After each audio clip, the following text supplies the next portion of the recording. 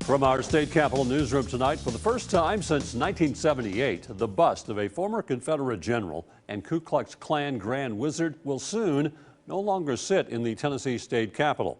The State Building Commission today approved the removal of the Nathan Bedford Forrest controversial bust. They'll be removing it tomorrow morning. News 2's Gerald Harris has more on the vote.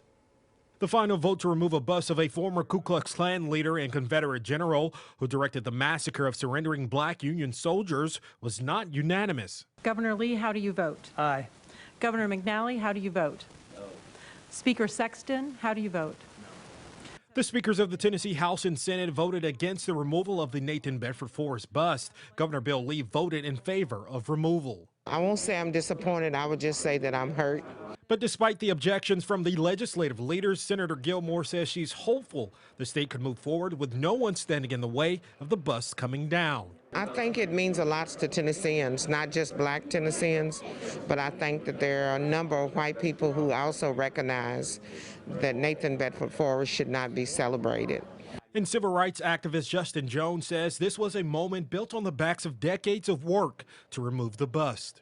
This statue went up in direct opposition to the civil rights movement 10 years after Dr. King was assassinated. So we know that that statue is not just a symbol of Nathan Bedford Forrest, but it's a symbol of voter suppression. It's a symbol of resegregating our schools. It's a symbol of denying people health care, disproportionately people of color. And so we know that what comes next is taking down the policies that that symbol represents.